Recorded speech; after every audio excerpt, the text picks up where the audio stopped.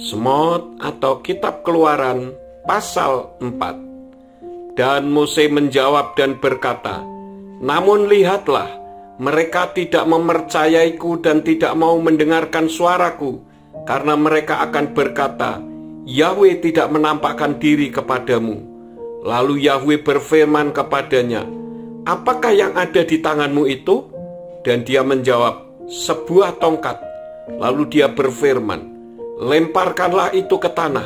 Dan Mose pun melemparkannya ke tanah, dan tongkat itu menjadi ular, dan Mose lari meninggalkannya. Dan Yahweh berfirman kepada Mose, "Ulurkanlah tanganmu dan peganglah pada ekornya." Lalu ia pun mengulurkan tangannya dan menangkapnya, dan ular itu menjadi tongkat di tangannya. Dengan demikian mereka menjadi percaya bahwa Yahweh, Elohimnya leluhur mereka telah menampakkan diri kepadamu, yaitu Elohimnya Abraham, Elohimnya Yitzhak, Elohimnya Yakov.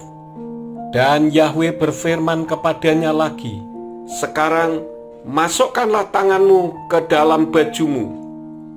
Dan dia pun memasukkan tangannya ke dalam bajunya. Lalu ia mengeluarkan tangannya, dan lihatlah, tangannya terkena kusta seperti salju. Dan dia berfirman, "Masukkanlah tanganmu kembali ke dalam bajumu." Dan dia pun memasukkan tangannya kembali ke dalam bajunya.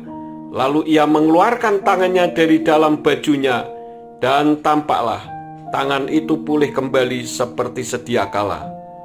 Dan akan terjadi, jika mereka tidak mempercayaimu dan tidak mau mendengarkan suara dari tanda yang pertama, mereka akan percaya pada tanda yang berikutnya. Dan akan terjadi, jika mereka tidak juga mau percaya pada dua tanda itu dan tidak mendengarkan suaramu, maka engkau harus mengambil air dari sungai Nil dan menuangkannya di tanah yang kering. Dan akan terjadi, air yang engkau ambil dari sungai Nil itu akan menjadi darah di atas tanah kering itu. Namun Mose berkata kepada Yahweh, "Oh Tuhan, aku ini bukanlah seorang yang pandai bicara, dahulu pun tidak, juga sebelumnya, bahkan sejak engkau berfirman kepada hambamu ini pun tidak. Sebab aku ini berat mulut dan berat lidah." Lalu berfirmanlah Yahweh kepadanya, "Siapakah yang menetapkan mulut bagi manusia? Atau siapakah yang menetapkan seseorang bisu atau tuli, atau melihat, atau buta? Apakah bukan aku, Yahweh? Dan sekarang pergilah, dan aku ada beserta mulutmu dan akan mengajar engkau apa yang harus kau katakan." Namun dia berkata, "Ya Tuhan, aku mohon utuslah melalui tangan yang patut engkau utus." Maka menyalalah murka Yahweh atas Mose, dan dia berfirman, "Bukankah Aharon orang Lewi itu kakakmu? Aku telah mengetahui bahwa dia sendiri akan berbicara dengan baik. Dan juga lihatlah, dia sendiri akan keluar untuk menjumpai engkau. Apabila dia sudah menjumpai engkau, maka dia akan bersukacita dalam hatinya. Dan engkau akan berbicara kepadanya, dan engkau akan menaruh perkataan itu ke dalam mulutnya. Dan aku ada beserta mulutmu dan mulutnya, dan aku akan mengajarmu apa yang akan kamu perbuat. Dan dia akan berbicara bagimu kepada umat itu. Dan dia, sungguh dia akan menjadi mulut bagimu, dan engkau akan menjadi sesembahan baginya.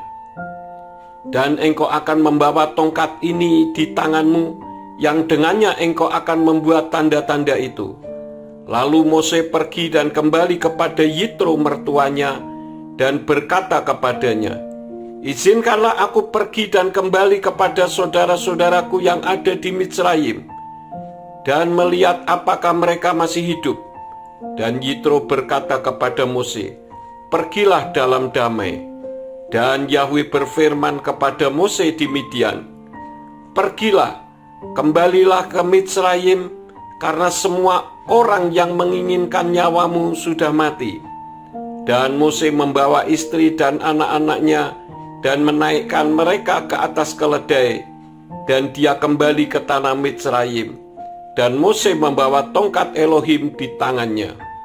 Dan Yahweh berfirman kepada Mose, pada waktu engkau kembali ke Mitsraim, ingatlah semua mukjizat yang telah aku taruh dalam tanganmu, dan lakukanlah itu di hadapan Faro.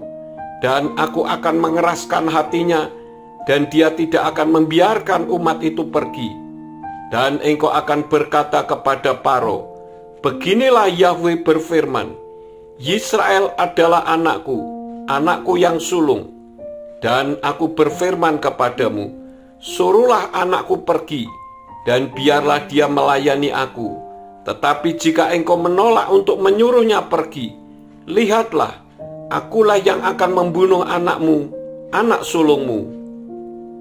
Dan terjadilah di tengah jalan, di suatu tempat bermalam, Yahweh menemui Mose dan bermaksud untuk membunuhnya. Maka Zipora mengambil pisau batu dan memotong kulit katan anaknya dan menyentuhkannya pada kaki Mose. Dan wanita itu berkata, engkau adalah pengantin darah bagiku.